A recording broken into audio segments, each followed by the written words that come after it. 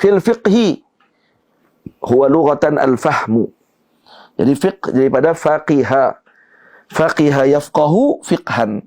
Ay fahima yafhamu fahman. Sama. Maknanya sama saja. Dan kemudian wastilahan, di segi istilah pula, al-fiqh maknanya apa dia? Al-ilmu bil ahkam syar'iyyati al-amaliyati al-muktasabu min adillatiha at-tafsiliyatu. Min adillatiha at-tafsiliyati. Jadi al-ilmu bil ahkam syar'iyyati, yani syarahannya panjang dalam usul. Cuma kita syarah al-muktasabu. Kenapa dibaca muktasabu? Karena muktasabu adalah sifah kepada al-ilm. Nah, al-ilmul muktasabu min adillatiha tafsiliyah.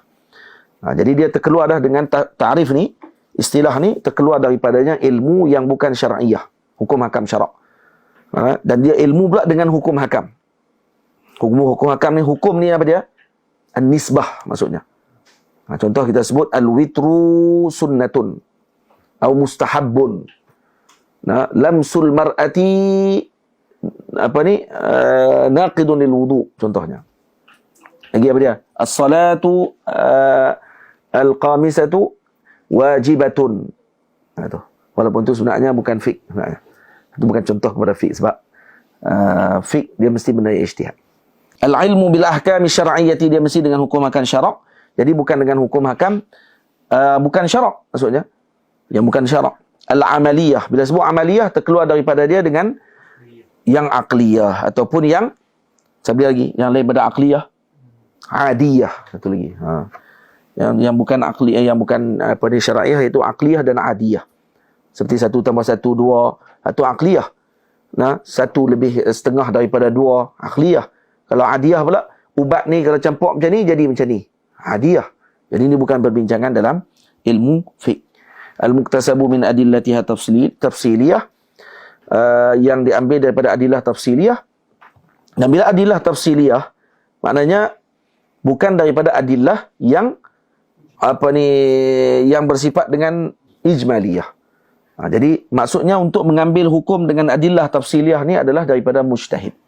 Kerana kita yang belajar hukum fiqh hanya menukilkan fiqh sahaja, tidak mengambil daripada hukum tafsiliyah, daripada adillah tafsiliyah. Kita belajar fiqh ni, kita ambil daripada adillah tafsiliyah? Tak. Kita hanya menukilkan balik saja dan membaca balik apa yang telah diungkapkan oleh mujtahidin.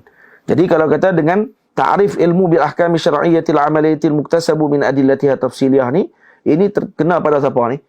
Kepada mujtahidin. Mujtahidin sahaja yang melakukan tugas ini. Boleh faham? Jadi kalau muktasab pula, jadi terkeluar daripada ilmu yang bukan muktasab. Seperti ilmunya Nabi alaihi wassalatu wassalam. Ilmu Nabi yang mana satu? Ilmu Nabi ada khusus. Ilmu Allah tidak muktasab. Ilmu para malaikat juga tidak muktasab. Kerana mereka mengambil daripada Allah. Dan ilmu Nabi yang diwahyukan oleh Allah. Sebab ada Nabi ijtihad contohnya. Yang tu katanya itu masih muktasab. Tapi kalau yang lain daripada itu, seperti ilmu Nabi yang diwahyukan oleh Allah dengan wahyu, maka hadza ghairu muktasab wa hadza la yusamma bi fiqh. Itu tidak dinamakan dengan fiqh. Dan kemudian wastimdaduhu minal kitabi was sunnati wal ijma'i wal qiyas. Dan istimdad itu dengan makna istimdad apa dia? Makna lain bagi istimdad ialah istidlal juga maksudnya. Ini diambil dalilnya daripada mana? Minal kitabi was sunnati wal ijma'i wal qiyas. Wa faidatuhu, dan faedahnya adalah imtithalu awamirillahi ta'ala wa ijtinabu nawahihi. Ini melakukan arahan Allah dan meninggalkan larangan Allah. Ala mazhabil imam, dengan ke atas mazhab. Ini baca di atas. Fahadha mukhtasarun fil fiqhi ala mazhabil imam Syafi'i rahimahullahu ta'ala. Wa sammaituhu biqurratil ain bimuhimmatid din. Iaitu matan. Ala mazhabil imami. Ala mazhabil imam. Mazhab adalah zarfu makan dengan daripada perkataan zahaba. Zahaba mazhab. Mazhab adalah zarf makan. Dan maknanya allazi zahaba ilaihi al-imam. yakni yang dituju oleh imam dengan pandangannya. Iaitu dengan makna allazi wasala bihi aqlul imam. Zahaba ilaihi al-imam dengan makna allazi wasala bihi aqlul imam. Yang sampai dengannya akal imam tersebut. Jadi apa dia akal imam? Yang sampai pada akal imam apa dia? Allazi wasala bihi aqlul imam ay al-ahkam. Nah, contoh seperti imam menyebutkan lamsul mar'ah al-ajnabiyah bi syahwatin naqidun lil wudu, contohnya. Daripada dengan apa ni dipegang oleh imam tadi, mazhaba ilaihi al-imam, iaitu dengan makna ma wasala ilaihi bi aqlil imam bi hadzal ahkam atau bi hadhihi al-ahkam. Nah, al-fiqhiyah tadi. Dan mazhab juga adalah ada segi istilah dengan makna ibaratun an aqwalil imam. Nah, au aujuhil ashab wa buhus man dunahum. Jadi mazhab adalah apa maksudnya? Mazhab ialah ibaratun an aqwalil imam. Ibarat daripada qaul imam ataupun wajhul ashab, aujuhul ashab dan buhus man dunahum. Jadi ada 3 perkara. Untuk faham tentang mazhab, dia ada 3 benda yang disebut tadi. Yang pertama, aqwalul imam. Jadi qaulul imam, yakni imam apa? Imam Syafi'i radhiyallahu anhu. Qaulul imam ada 2 bahagian. Dia ada qaulul qadim dan ada qaul al-jadid. Apa dia qaul qadim? Qaul qadim ialah ma qalahu al-imam Syafi'i hinama kana fil Iraq. Yang disebut oleh Imam Syafi'i ketika beliau berada di Iraq. Al-jadid, qaul jadid pula ma qalahu al-imam hinama kana fi Misra. Nah, waktu ketika di Misra al-Mahrusah, di Mesir. Mana-mana yang ada pula di antara 2 tu. Contohnya tidak di Mesir, tidak di Iraq. Dikira apa pula? Dikira macam mana kalam tadi? Jadi kalau yang disebutkan oleh Imam Syafi'i fit tariq, maksudnya bukan di Mesir, bukan di Iraq. Fit tariq.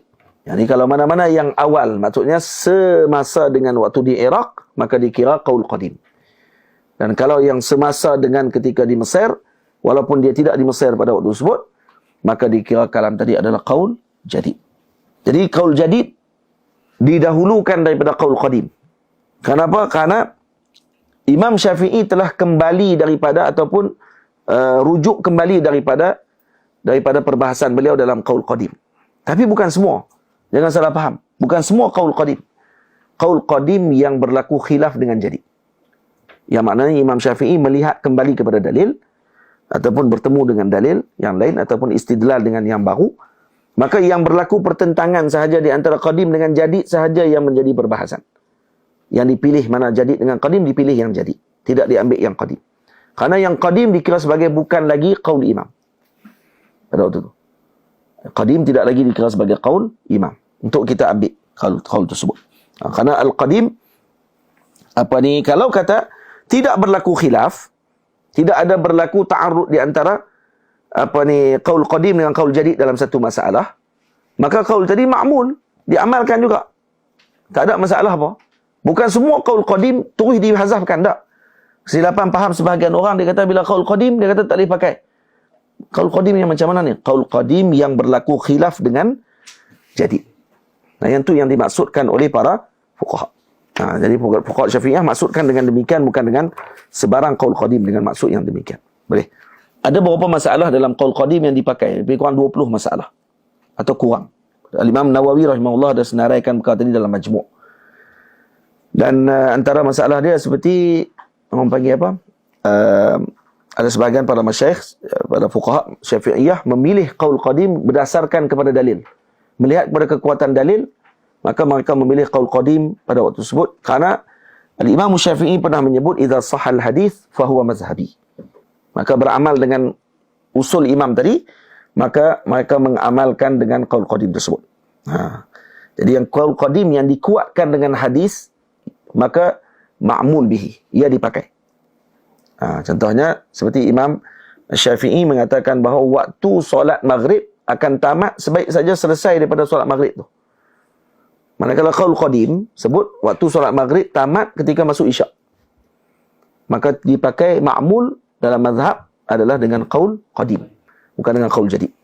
Itu juga orang yang mati baginya puasa, adakah boleh bagi walinya untuk berpuasa kepadanya ataupun tidak? Qaul qadim sebut yasumu anhu waliyuhu, walinya kena puasa baginya. Berbeza dengan qaul jadid, tidak boleh puasa, bahkan kena bagi makan saja, jamu orang. bukan puasa. Maka dipakai oleh ulama dengan qaul qadim kerana melihat kepada hadis. Idza sahal hadis fa huwa mazhabi. Tamam? Tapi lain daripada masail yang 20 yang disebut oleh para ulama tadi, maka qaul jadid adalah yang difatwakan dan dia yang rajih. Kalau ada ashabul wujuh, ini masalah yang lain pula. Kalau ashabul wujuh mentarjihkan qaul qadim, maka kita katakan bahawa ia adalah merupakan ijtihad daripada imam tersebut, jadi ashabul wujuh tadi, dan ia bukan mazhab al-Imam Asy-Syafi'i. Jadi bukan mazhabnya bagi Imam Syafi'i, tetapi ia adalah ijtihad bagi ashabul wujuh tadi, sahib wujuh tadi. Antara sahibul wujuh saja ashabul wujuh, al-Imam al-Baghawi, al-Imam al-Mutawalli, al-Imam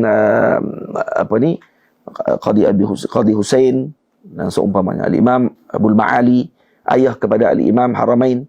Itu antara ulama-ulama yang merupakan ashabu al-wujuh. Tamam. Kemudian yang kedua tadi apa dia? Tadi apa dia? Aqwalul imam. Mazhab apa dia? Maksud mazhab ibaratun an aqwalil imam au aujuhil ashab ataupun aujihi al-ashab. Jadi kalau salah kalau ada orang kata mazhab Imam Syafi'i hanya munhasirun fi ma qalahu al-imam, yang disebut oleh Imam Syafi'i sahaja. Tak. Dia juga termasuk daripadanya adalah aqwal ataupun aujuh al-ashab. Jadi aujuh al-ashab, siapa ashab ni? Al-ashab al-wujuh ialah man balaghu rutbatal ijtihad. Sesiapa yang mencapai peringkat ijtihad di dalam mazhab, iaitu yang boleh beristimbat hukum daripada Al-Quran, daripada sunnah dan daripada masadir usul yang digunakan oleh al-imam itu sendiri. Tetapi dia masih terikat dengan qawaid imam. Dia ahli untuk berijtihad. Kalau dia ahli berijtihad, maka ucapan dia tadi disebut sebagai apa? Kalam yang dikeluarkan tadi ada istilah dalam mazhab disebut dengan turuk dan seumpamanya, dan mereka ni disebut dengan ashabi al-wujuh. Mereka disebut dengan ashab al-wujuh. Ashabul wujuh maksudnya ashabul ijtihad, yang mana boleh beristimbat terus daripada Al-Quran dan hadis dan juga dengan sair masadiril usul, tapi dengan qawaid imam yang mereka ikut, iaitu Imam Asy-Syafi'i radhiyallahu anhu. Tamam. Jadi kalau kata mereka keluarkan contohnya masalah dalam fiqh yang tidak dibahaskan oleh Imam Syafi'i contohnya, dari mana mereka akan keluarkan masalah tersebut? Karena masalah ini mustajaddat, benda-benda yang baru zaman mereka. Maka mereka keluarkan masalah tadi, macam mana mereka keluarkan? Sama ada daripada umum nas al-Imam Syafi'i ataupun daripada qiyas yang disebutkan oleh al-Imam Asy-Syafi'i. Dua jalan tu. Umumat nusus al-Imam Syafi'i, nas Imam Syafi'i, atau yang kedua daripada qiyas yang disebutkan oleh Imam Asy-Syafi'i radhiyallahu taala anhu. Tamam? Dan yang ni akan keluar ada istilah dipanggil qaulul muqarraj. Dia ada turuk dan ada istilah itu disebut dalam majmu' ada. Dan kalau nak tengok lebih banyak boleh buka dalam Kanzur Raghibin, syarah kepada kitab Al-Minhaj. Dan tu ada banyak juga qaulul muqarraj, semua tu ada dibahaskan contohnya. Dan kalau untuk dibahas panjang lagi ataupun dilihat dengan lebih mendalam, boleh dibuka dalam kitab At-Tanbih, Risalatut Tanbih, yang dikarang oleh seorang ulama India yang membahaskan masalah ini dengan menarik. Dibahas satu persatu. Risalatut Tanbih ada cetakan daripada Darudhiya ke, daripada Darudhiya, no? Risalatut Tanbih itu. Baik. Dan kadang-kadang ashabul wujuh dia bercanggah dengan imam sendiri. Tamam? Dia bercanggah dengan qaul imam tu sendiri. Maka kalau dia bercanggah dengan qaul imam, ketika tersebut ia tidak dinisbahkan lagi kepada apa? Kepada mazhab. Dia tidak dikira wajhun fil mazhab. Dia dikira sebagai ijtihad daripada imam tu sendiri. Dia tak kira tu sebagai mazhab. Jadi kalau disebut oleh Imam An-Nawawi dalam kitabnya wa fil mazhab, maksudnya ni adalah pandangan daripada ashabul wujuh yang dikeluarkan berdasarkan qawaid imam, tidak bercanggah dengan imam. Kalau bercanggah dengan Imam Syafi'i, maka ketika tersebut dengan qawaid Imam Syafi'i lah maksudnya, maka dia tidak dikira sebagai mazhab, tapi dia dikira sebagai ijtihad daripada ashabul wujuh itu sendiri. Tamam. Dan yang ketiga apa dia? Wa bahsu man dunahum. Jadi bahas ni berbeza sikit dengan masalah aqwal daripada aujuhul ashab. Beza dia apa dia? Kerana al-bahis ialah orang yang mengeluarkan alladhi yastanbitul ahkama min nususil fuqaha atau min nususil ulama fil madhhab wala min al-usul. Ada beza dengan ashabul wujuh. Ashabul wujuh dan imam mengeluarkan daripada usul. Manakala sahibul bahas, mereka mengeluarkan daripada apa? Aqwalul a'immah. Bukan daripada usul. Dan itu kata Maulana Syekh Abdul Rashid, dia kata hadza as'abul asya. As'abul hadza sa'bun dan yahtaj ila man yatabahhar fil fiqh. Karena dia masalah yang mustajaddat, masalah yang baru. Kerana al-bahsu ni biasanya kepada masalah yang baru. Kerana dia nak istinbat dengan bahas, perlu dia tahu semua aqwal a'immah dalam mazhab. Dan ni biasa dilakukan oleh siapa? Yang bukan ashabul ijtihad. Seperti Al-Imam Nawawi, seperti Al-Imam Rafi'i, seperti Al-Imam Ibn Hajar, seperti Al-Imam Wajihuddin, guru kepada Al-Imam Zainuddin Malaybari. Nanti kita akan tengok dalam ni, akan tunjuk contoh bagi bahas. Nah, al-bahsu. Dan bahas ni adalah sa'bun. Nah, dia yang paling susah sebenarnya. Kenapa? Karena dia memerlukan kepada kepakaran dan penelitian terhadap aqwalu al-a'immah. Nah, al-a'immah. Baru dia boleh keluarkan. Dan kemudian dia akan tengok dengan wajah yang seakan-akan sama dengan perbahasan yang dia akan bahaskan. Faham? Ini yang dibagi contoh oleh Maulana Syekh Abdul Rashid ketika ditanya dalam pengajian Fathul Mu'in dengan beliau tentang masalah bahas yang saya tulis di sini, iaitu bila ada seorang murid tanya dalam pengajian, tanya boleh Syekh bagi contoh tentang bahsun, apa dia masalah contoh bahas ni. Maka dia kata salah satu contoh bagi bahas, kerana bahas ni mesti perkara yang baru. Dia kata seperti para Syafi'iyah mutaakhirun, mereka mengisbatkan hukum wajib keluar zakat daripada awraq maliyah, daripada duit kertas. Kenapa? Kerana wujudnya naqdiyah. Sifat naqdiyah tu sifat yang mempunyai apa dia? Sebagai umlah, pertukaran. Baik, maka di sini ulama Syafi'iyah mutaakhirun bahas. Mana masalah yang boleh menyebabkan masalah duit kertas ni dikira sebagai harta dan juga wajib dikeluarkan zakat baginya. Jadi nak dikhiaskan dengan ni. Kenapa kita tak boleh khias? Ni dipanggil masalah ni masalah bahas ataupun qaul mukharraj dipanggil. Dikeluarkan dengan persamaan dengan satu masalah lagi dalam hukum fiqh juga. Jadi disamakan masalah berkenaan dengan duit duit kertas ni, seperti mana kata mereka, kalau ada seorang imam al-Qurashi adil, imam Qurashi, orang Quraisy adil, tiba-tiba digugurkan ataupun digulingkan daripada pemerintahan, digantikan oleh orang yang tak sama sifat dengan dia. Baik, macam mana hukum kita mengikuti imam yang baru ni? Hukumnya wajib. Solat belakangnya sah, wajib bagi zakat kepadanya untuk dia sebarkan, dan tidak boleh untuk kita berpecah dengan dia. Maka kata para imam mutaakhirun Syafi'iyah, hukum berkenaan dengan masalah awraq maliyah, duit ni sekarang sama seperti mana imamah mutaqallibah. Seperti seakan-akan duit mah yang dulunya tempat asalnya adalah duit emas dan perak digantikan dengan duit kertas. Seolah-olah dia ditukarkan, digulingkan daripada duit emas menjadi duit kertas. Boleh faham ni? Maka duit kertas ni telah ambil tempat emas sekarang ni dan perak.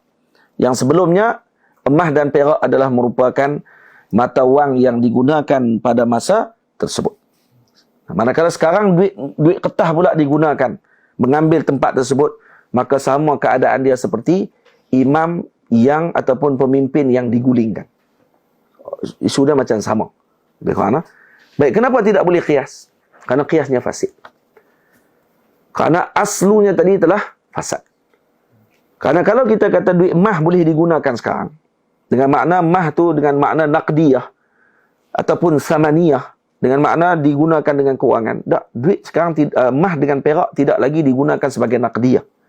Tidak digunakan lagi sebagai samaniyah. Digunakan sebagai hula. Barang perhiasan. Bukan digunakan sebagai apa ni, orang panggil apa? Sebagai duit pertukaran. Maka kalau kita gunakan emas sebagai asl dan duit kertas sebagai fara', maka aslnya tadi telah fasad.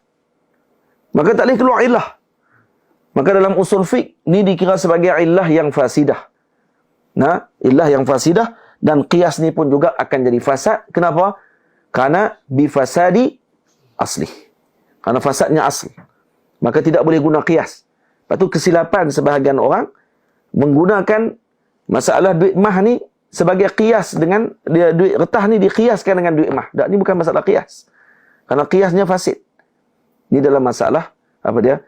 Masalah tadi disamakan di antara satu masail dengan masail yang lain yang seakan-akan sama pada surahnya. Dan ni dipanggil apa? Dipanggil bahas. Ini bahas.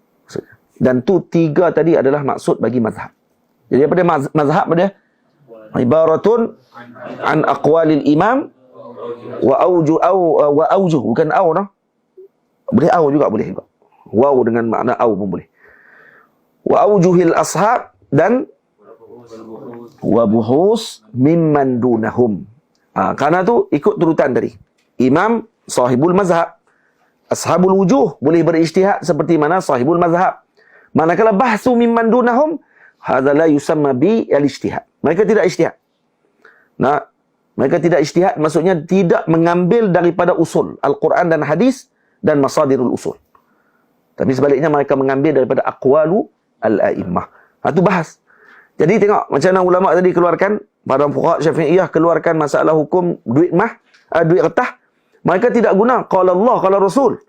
Digunakan qala al-a'immatu al-qudama. Kata-kata masalahnya begini digabungkan dengan masalah sekarang. Dan tengok persamaan dia tadi, maka hadza bahsun. Nampak tak? Jadi kesilapan besar bagi sebahagian orang yang mengaji mazhab Syafi'i ataupun yang tak mengaji mazhab Syafi'i, kemudian dia kata, kenapa tak baca al-um?